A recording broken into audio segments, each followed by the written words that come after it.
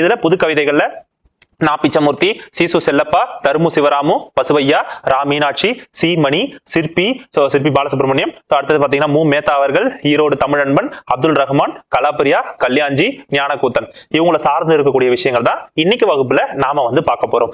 இந்த வரிசையில முதல்ல நம்ம பார்க்க போறது நா. பிச்சமூர்த்தி அவர்கள். இந்த நா. பிச்சமூர்த்தி அவருடைய காலகட்டம் வந்து பாத்தீங்கன்னா 1900 இருந்து 1976 வரைக்கும். அப்ப வந்து கும்பகோணத்துல வந்து பாத்தீங்கன்னா இவர் வந்து பிறந்திருப்பாரு. இவருடைய இயற்பெயர் வந்து பாத்தீங்கன்னா வெங்கட மகாலிங்கம். இந்த மாதிரி இருக்கக்கூடியவர்களுக்கு இயற்பெயர் இருக்கு அப்படின்னா நிச்சயமா அந்த இயற்பெயர் என்ன அப்படின்னு சொல்லிட்டு நீங்க படிச்சு வைக்கணும். சரிங்களா? நமக்கு இதுக்கு முன்னாடி டெஸ்ட் வைக்கும்போது அவங்களுடைய இயற்பெயரும் புனைப்பெயரும் மாறி மாறி தான் வச்சு உங்களுக்கு ஆப்ஷன்லயுமே வச்சிருந்தோம். அப்படி பண்ணாலாவது நமக்கு அதை மனப்பாடம் பண்ணிட முடியாதா அப்படின்னு சொல்லிட்டு தான் புனைப்பெயர் தான் நா. பிச்சமூர்த்தி அவர்கள். இவருடைய தொழில் வந்து பாத்தீங்க அப்படின்னா ஒரு குறிப்பிட்ட காலகட்டம் வரைக்கும் வழக்கறிஞராக இருந்தாரு. அதுக்கப்புறம் வந்து பாத்தீங்க அப்படின்னா பின்னாட்கள்ல வந்து பாத்தீங்கன்னா ஒரு கோவிலுடைய நிர்வாக பணியாளராகவும் இவர் வந்து பணியாற்றி இருந்திருக்காரு. இவர் வந்து பாத்தீங்கன்னா நிறைய கதைகள், அதே வந்து பாத்தீங்கன்னா மரபு கவிதைகளும் எழுதியிருக்காரு. அதே போல வந்து பாத்தீங்கன்னா நிறைய புது கவிதைகளும் வந்து பாத்தீங்கன்னா இவர் தொடங்க ஆரம்பிச்சிருக்காரு.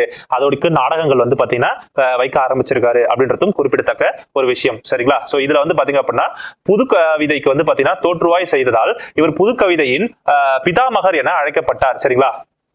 புது கவிதைக்கு வந்து பாத்தீங்கன்னா தோற்றமாகறதுக்கு இவரும் ஒரு முக்கிய காரணம்ன்றதுனால புது கவிதையின் பிதாமகர் என்று அழைக்கப்பட்டார். யாரு?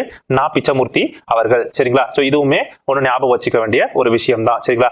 இவரை வந்து பாத்தீங்கன்னா என்ன சொல்லியிருக்காங்க அப்படின்னு சொல்லிட்டு நம்ம வந்து பார்ப்போம். சரிங்களா? இவருடைய என்ன சொல்லியிருக்காங்கன்றதுனா இவர் என்னென்னலாம் வந்து பாத்தீங்கன்னா நூல் வெளியிட்டு இருக்காரு அப்படின்னு சொல்லிட்டு பார்ப்போம். இவருடைய முதல் கவிதை என்ன அப்படின்னு சொல்லி பாத்தீங்கன்னா நடுத்தெரு நாராயணன். பேரு எப்படி இருக்கு பாருங்க, நடுத்தெரு நாராயணன்.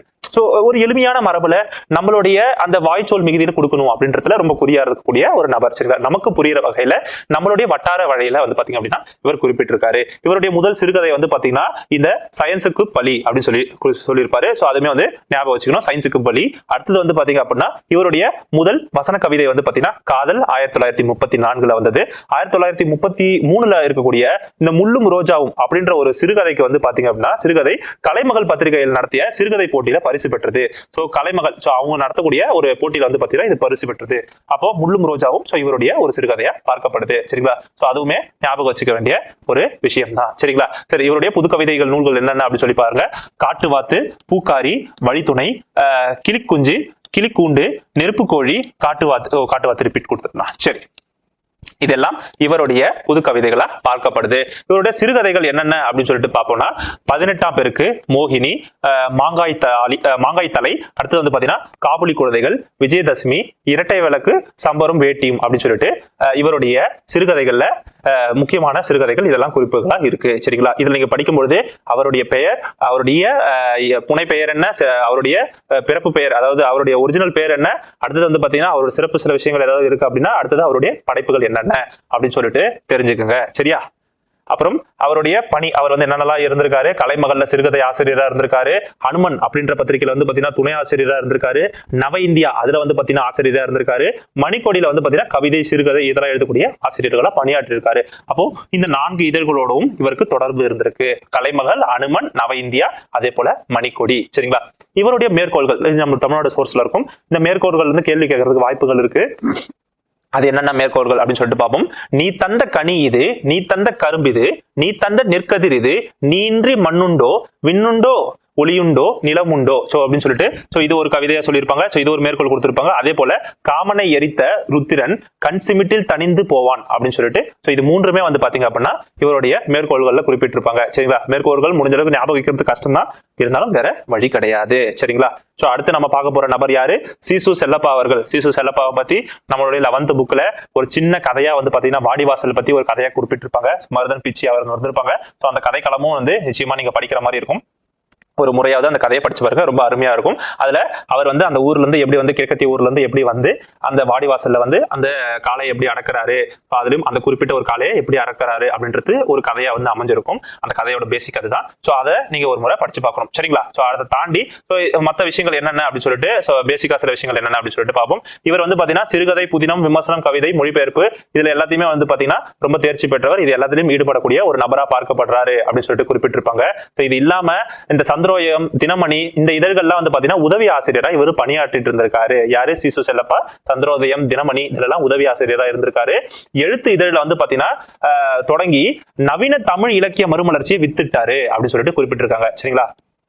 எழுத்து அப்படின்ற ஒரு இதழை தொடங்கியிருக்காரு. யார் தொடங்கியிருக்கா? ஒருவேளை இந்த கேள்வி வருது அப்படின்னா நிச்சயமா கேட்கறதுக்கு வாய்ப்புகள் அதிகம். எழுத்து அப்படின்ற ஒரு இதழை தொடங்கி நவீன தமிழ் இலக்கியத்துடைய ஒரு மறுமலர்ச்சியை வித்திட்டவர் யாரு அப்படின்னு சொல்லி பாத்தீங்கன்னா சீசு செல்லப்பா அவர்கள். சரிங்களா? சோ அவருடைய ஒரு குறிப்பிட்ட சில படைப்புகள் அப்படின்னு சொல்லிட்டு நம்மளுடைய பள்ளி புத்தகத்தில் இடம்பெற்றிருக்கிறது. வாடிவாசல், சுதந்திர தாகம், ஜீவனாம்சம், BS ராமையாவின் சிறுகதை பாணி, அது போல பாத்தீங்கன்னா தமிழ் சிறுகதை, இது எல்லாமே வந்து பாத்தீங்கன்னா சீசு செல்லப்பாவுடைய சிறுகதைகளா பார்க்கப்படுது. சரிங்களா? இவருடைய இந்த சுதந்திர தாகம் அப்படின்ற இந்த புதினம் வந்து பாத்தீங்கன்னா 2001ஆம் ஆண்டு வந்து பாத்தீங்கன்னா சாகித்ய அகாடமி விருது படைக்குது. சாகித்ய அகாடமி விருது எது வந்தாலும் நமக்கு ஸ்கூல் புக்ல இருந்தாலும் நிச்சயமா அதை படிச்சு வைக்கணும். அதுல இருந்து கேள்வி அதிகமா எக்ஸ்பெக்ட் பண்ணலாம். 2001 சுதந்திர தாகத்துக்காக சீசு செல்லப்பாவுக்கு சாகித்ய அகாடமி விருது கிடைச்சிருக்கு. சரிங்களா? சோ இவருடைய புது கவிதைகள்ல மாற்று இதயம் சொல்லலாம். சிறுகதைகள் தான். ஏன்னா இவர் அதிகமா வந்து இந்த நாவல்கள், சிறுகதைகள் எழுதுறதுல ரொம்ப வல்லமை பெற்றவர் சீசு செல்லப்பா அவர்கள். சோ சரசாவின் பொம்மை, மணல் வீடு, 60, அதே போல சத்தியகாரசி, அதே போல வெள்ளை என்ற 5 தொகுதிகள். இது எல்லாமே வந்து பாத்தீங்க அப்படின்னா யாருடைய சிறுகதைகள்? சீசு செல்லப்பாவுடைய சிறுகதைகளா பார்க்கப்படுது. சரிங்களா? அடுத்தது நாவல் வரும்போது வாடிவாசல், ஜீவனாம்சம், சுதந்திர தாகம், இது எல்லாமே அவருடைய நாவல்களா பார்க்கப்படுது. ஏன்னா அதுலயுமே வந்து பாத்தீங்கன்னா அது வந்து குறு நாவலா வரும். வாடிவாசல்லாம் வந்து பாத்தீங்கன்னா நாவல்ன்றது ரொம்ப பெருசா இருக்கும். அது வந்து ஒரு குறும் புதினமா இருக்கக்கூடியதுதான் வாடிவாசல். சரிங்களா? அதையுமே பார்த்து சேர்த்து ஆட் பண்ணிக்கோங்க. இது இல்லாம வந்து பாத்தீங்க அப்படின்னா இவருடைய விமர்சனங்கள் சொல்லும்போது தமிழ் இலக்கிய விமர்சனம், தமிழ் சிறுகதை பிறக்கிறது அப்படின்னு சொல்லிட்டு சொல்லியிருப்பாங்க. குறுங்காவியம்னு வரும்போது இன்று நீ இருந்தால் மகாத்மா காந்தி பற்றி காவியம். இப்ப அடுத்து நாம பார்க்க போற கவிஞர் யாரு அப்படின்னு சொல்லி பாத்தீங்கன்னா பிரமிழ் அவர்கள். இவர் தான் வந்து பாத்தீங்க அப்படின்னா முதல் சிவராமு அப்படின்னு சொல்லிட்டு சொல்றோம். சரிங்களா? சரி, இவருடைய இயற்பெயர் என்ன அப்படின்னா சிவராம லிங்கம். சரிங்களா? இவர் வந்து பாத்தீங்கன்னா இலங்கையில பிறக்கிறாரு.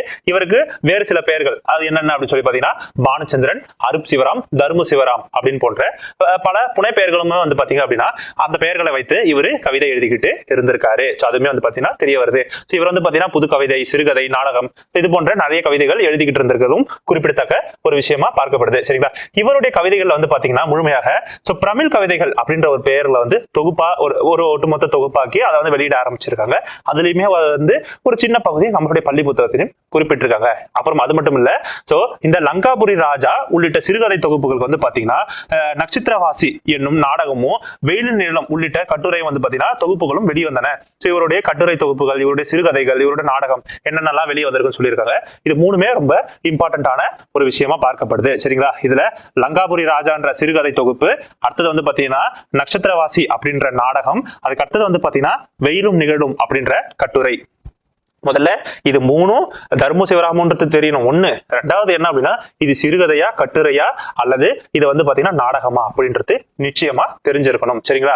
சரி, இது இல்லாம இவர் பெற்ற விருதுகள் அப்படின்னு சொல்லிட்டு நம்ம பார்க்கணும்னா நியூயார்க் விளக்கு அமைப்பு. சரிங்களா? அவருக்கு வந்து பாத்தீங்க அப்படின்னா புதுமை பித்தன் விருது வந்து பாத்தீங்கன்னா குறிப்பிட்டிருக்காங்க. சரிங்களா? சோ நியூயார்க் விளக்கு அமைப்பு வந்து பாத்தீங்க அப்படின்னா யாருக்கு? தர்மு சிவராமுக்கு அவர்களுக்கு வந்து பாத்தீங்கன்னா புதுமை பித்தன் விருது வந்து பாத்தீங்கன்னா அனௌன்ஸ் பண்ணிருக்காங்க. அதே போல கும்பகோணம் சிலிக்கோயில்ல வந்து பாத்தீங்கன்னா புதுமை பித்தன் வீரு என்ற விருது வந்து பாத்தீங்க அப்படின்னா இவருக்கு வழங்கியிருக்காங்க. சரிங்களா? சோ இது ரெண்டுமே வந்து நீங்க நோட் பண்ணி வச்சிருக்க வேண்டிய ஒரு விஷயம். ஆனா மெயினா நமக்கு கேட்கக்கூடியது இவருடைய வேறு பெயர்கள். சோ உங்களுக்கு பிரமிழ் அப்படின்னு ஞாபகம் வரும்பொழுது தர்மு சிவராமு, சிவராமலிங்கம் ஞாபகத்துக்கு வரணும். அதே போல இவர் இலங்கையில பிறந்திருக்காரு. அருப் சிவராமன், தர்மு சிவராமன், பானுச்சந்திரன், இந்த பேர் வந்து நிறைய பேருக்கு டக்கு ஞாபகம் வராது. ஏன்னா ரெண்டுமே சிவராமன் போது அது ஞாபகத்துக்கு வந்துடும். பானுச்சந்திரன் ஞாபகத்துக்கு வர கொஞ்சம் டைம். அதனால இது மூணுமே உங்களுக்கு இவருடைய புனை பெயர்ன்றது தெரியணும். இவர் எழுதக்கூடிய கட்டுரைகள், இவர் எழுதின கட்டுரை தொகுப்புன்னு வரும்பொழுது உங்களுக்கு வெயிலும் நிகழும்ன்றது ஞாபகத்துக்கு வரணும். லங்காபுரி ராஜான்றது வந்து சிறுகதை, அதே போல வந்து பாத்தீங்கன்னா நட்சத்திரவாசின்றது நாடகம். இந்த மூன்று விஷயத்தையும் நம்ம வந்து கரெக்டா ஞாபகம் வச்சுக்கணும். பிரமிழுடைய ஒரு சின்ன கவிதையை வந்து பாத்தீங்க அப்படின்னா நமக்கு நம்மளுடைய பள்ளி புத்தகத்துல குறிப்பிட்டிருக்காங்க. சிறகிலிருந்து பிரிந்த இறகு காற்றின் தீராத பக்கங்களில் ஒரு பறவையின் வாழ்க்கை எழுதி செல்கிறது அப்படின்னு சொல்லியிருப்பாங்க. சிறகுல இருந்து, அதாவது பறவையோட சிறகுல இருந்து வெளியே வரக்கூடிய அந்த இறகு வந்து பாத்தீங்கன்னா இந்த காற்றுல இருக்கக்கூடிய தீராத பக்கங்கள்ல ஒரு பறவையோட வாழ்க்கையை எழுதி செல்லுது அப்படின்னு சொல்லிட்டு அவருடைய ஒரு கவிதை தொகுப்பை நமக்கு நம்மளுடைய பள்ளி புத்தகத்துல குறிப்பிட்டிருக்காங்க. சரியா? அடுத்தது நம்ம பார்க்க போற கவிஞர் யாரு அப்படின்னு சொல்லி பாத்தீங்கன்னா பசுவையா அவர்கள். சரியா? சரி, இப்போ இந்த பசுவையா பத்தி நமக்கு ஸ்கூல் புக்ல எங்கேயாவது இருக்கு அப்படின்னா இருக்கு. அவருடைய ஒரு கட்டுரை வந்து அவர் வந்து தோழர் ஜீவாவை பத்தி, ஜீவானந்தத்தை பத்தி ஒரு கட்டுரை எழுதியிருப்பாரு. அந்த கட்டுரை படிக்க வேண்டிய ஒரு கட்டுரை. ஆனா அதுல இருந்து கேள்வி களம் என்பது ரொம்ப கம்மி. சரிங்களா? கொஞ்சம் ஓப்பனா இருக்கக்கூடிய ஒரு கட்டுரையா இருக்கும். ஒரு கதை மாதிரி இருக்கும், கதை மாதிரி இருக்கும். ஒரு முறை வந்து பாத்தீங்கன்னா படிச்சு பாருங்க. தோழர் ஜீவானந்தம் எப்பேற்பட்ட ஒரு பரப்புரை ஆற்றக்கூடிய ஒரு வல்லவர் அப்படின்னு சொல்லிட்டு பேசியிருப்பாரு. தோழர் ஜீவானந்தத்துடைய ஒரு மறைவு செய்தியை கேட்டு அவருடைய நண்பர்களுடைய ஒரு உரையாடல் நடந்திருக்கும். அந்த உரையாடலை பத்தி பேசியிருப்பாரு. ஸோ இவர் வந்து பாத்தீங்க அப்படின்னா கிட்டத்தட்ட நான் பேசிக்கிட்டு இருக்கும் போதே தான் மரணிச்சாரா அப்படின்னு சொல்லிட்டு எல்லாரும் கேட்கக்கூடிய வகையில தன்னுடைய அவ்வளவு ஒரு பேச்சு திறமையை வந்து வெளிப்படுத்தக்கூடிய ஒரு தோழர் தான் வந்து பாத்தீங்கன்னா ஜீவானந்தம் அவர்கள். அவருடைய ஒரு போராட்ட காலத்தை பத்தியும் குணத்தை பத்தியும் வந்து பாத்தீங்கன்னா அந்த கட்டுரையில வந்து இவர் பேசியிருப்பாரு. ஸோ அந்த கட்டுரை தொகுப்பு நம்மளுடைய பள்ளி புத்தகத்துல இருக்கு. அதை தொடர்ந்து தான் இந்த பாக்ஸுமே நமக்கு வந்து குறிப்பிட்டிருப்பாங்க. ஸோ ஒரு முறை வந்து ஜீவானந்தத்தை பத்தி படிச்சு பார்த்துங்க. அதுக்கப்புறம் பசுவையா அவர்களை பத்தி அங்கேயுமே வந்து பாத்தீங்க அப்படின்னா குறிப்பிட்டிருப்பாங்க. சரிங்களா? நாகர்கோவில்ல சேர்ந்த சுந்தர ராமசாமி. சோ உங்களுக்கு ஞாபகம் வரும்போது ஏன்னா பசுவையான்றது அவருடைய இயற்பெயர் கிடையாது. சோ இப்பயே சொல்லிடுறேன். சேர்ந்த சுந்தர ராமசாமி நவீன தமிழ் எழுத்தாளர்கள் ஒருவர். பசுவையா என்ற புனைப்பெயரில் கவிதைகள் எழுதியிருக்கார். சோ இதுல எது வந்து அவருடைய புனைப்பெயர்? சோ பசுவையான்றதே அவருடைய புனைப்பெயர் தான். சரிங்களா? அதை ஒண்ணு ஞாபகம் வச்சுக்கோங்க. ரத்னபாயின் ஆங்கிலம், காகங்கள் உள்ளிட்ட சிறுகதைகள் எழுதியுள்ளார். சோ அப்ப சிறுகதைகள் சொல்லும் பொழுது இதை பிரிச்சு பாருங்க. ஏன்னா ஒண்ணு சிறுகதையா இருக்கும், அடுத்தது வந்து பாத்தீங்கன்னா புதினமா இருக்கும். புதினம்னா நாவல், அதான் நம்ம வந்து புதினம் சொல்லுவோம். சோ அது ஏதோ புதிய வார்த்தை மாதிரி யோசிக்க தேவையில்ல.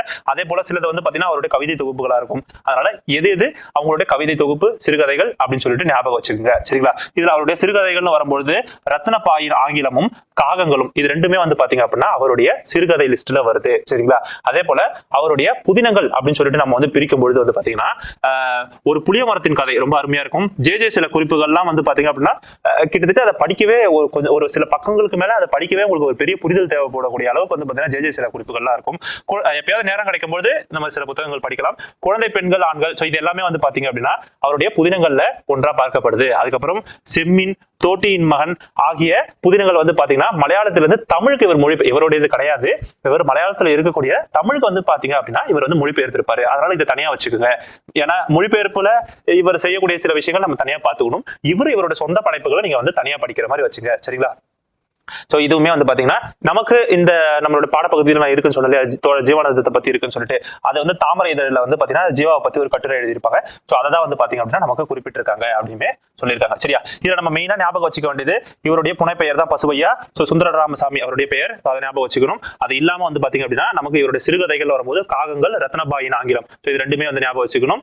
அப்புறம் இவருடைய புதினங்கள், இவர் எழுதக்கூடிய புதினங்கள் என்னென்ன அப்படின்னா ஒரு புளிய மரத்தின் கதை, சில குறிப்புகள், அதுக்கப்புறம் குழந்தை, பெண்கள், ஆண்கள், இது எல்லாமே வந்து பாத்தீங்கன்னா இவருடைய புதினங்களா பார்க்கப்படுது. சரிங்களா? இதை தாண்டி இவர் மலையாளத்துல இருந்து எந்த மொழி, மலையாளத்துல இருந்து தமிழுக்கு மொழிபெயர்த்த நூல்கள் என்னென்ன, செம்மீனும் அதே போல தோட்டியின் மகன் ஆகிய புதினங்கள். சரிங்களா? தோட்டியின் மகன், செம்மீன், இது எல்லாமே மலையாளத்துல இருந்து தமிழுக்கு இவர் மொழிபெயர்த்திருக்காரு. இதை மட்டும் நம்ம தெரிஞ்சுக்கிட்டா போதும். சரிங்களா? அடுத்தது ரா மீனாட்சி. மீனாட்சியை பத்தி பார்ப்போம். 1970களில் எழுத தொடங்கி அவங்க என்னென்னலாம் அவங்களோட படைப்புகள் இருக்கு அப்படின்னு சொல்லிட்டு பாருங்க. மோஸ்ட்லி நமக்கு அவங்களுடைய பெயர்கள்ல மாற்றங்கள் இருக்கு, புனைப்பெயர்கள் இருக்கு, இயற்பெயர் இருக்குன்னா அந்த பெயர்களை வச்சு கேள்வி வரும். அப்படி இல்லை அப்படின்னா அவங்களோட படைப்புகளை வச்சு கேள்வி வரும். அதுவும் இல்லைன்னா யாராவது அவங்கள பத்தி சிறப்புற்ற வகையில ஏதாவது சொல்லியிருக்காங்க, இல்ல அவங்களுடைய ஏதாவது ரொம்ப பெரிய சேயிங்ஸ் இருக்கு, அவங்களுடைய பாடல்கள் வரிகள்ல இருந்து கேட்கலாம். இதை தாண்டி வந்து பாத்தீங்க அப்படின்னா நமக்கு அவங்க பெறக்கூடிய பட்டங்கள், விருதுகள், அவங்களுக்கு கிடைக்கக்கூடிய சிறப்பு பெயர்கள், அதை வைத்துதான் நமக்கு கேள்விகள் இது வரைக்கும் கேட்கப்பட்டிருக்கு. அதனால நீங்க அந்த கோணங்கள்லயே படிச்சுக்கோங்க. சரியா? இதுல வந்து பாத்தீங்க அப்படின்னா நெருஞ்சி, சுடுபூக்கள், தீபாவளி பகலு, மறுபயணம், வாசனை புல், உதயநகலிலிருந்து, கொடி விளக்கு உள்ளிட்ட கவிதை தொகுப்புகள். அப்ப இதெல்லாம் என்ன? இது எல்லாமே வந்து பாத்தீங்க அப்படின்னா கவிதை தொகுப்புகள். யார் எழுதுனது? இது வந்து பாத்தீங்க அப்படின்னா மீனாட்சி அவர்கள் வந்து பாத்தீங்க அப்படின்னா எழுதக்கூடிய கவிதை தொகுப்புகள் அப்படின்னு சொல்லிட்டு குறிப்பிட்டிருப்பாங்க. சரிங்களா? இவர் பாண்டிச்சேரியில இருக்கக்கூடிய ஆரோவில்ல வாழ்ந்து வருகிறார். பிறந்தது பாண்டிச்சேரி கிடையாது, அதையும் ஞாபகம் வச்சுக்கோங்க. பிறப்பு வந்து பாண்டிச்சேரியா இருக்காது, வாழ்ந்துகிட்டு இருக்கிறது தான் வந்து பாத்தீங்க அப்படின்னா பாண்டிச்சேரியா இருந்திருக்கும். சரிங்களா? ஆசிரியர் பணியிலும் கிராம மேம்பாட்டிலும் ஈடுபட்ட ஒரு நபராக இருந்திருக்காரு. கொடி விளக்கு அப்படின்ற ஒரு நூல்ல இருந்தா நமக்கு நம்மளுடைய பள்ளி புத்தகத்துல ஒரு பாடல் வந்து இடம்பெற்று இருக்கும். சரிங்களா? சோ அது ஒண்ணு ஞாபகம் வச்சுக்க.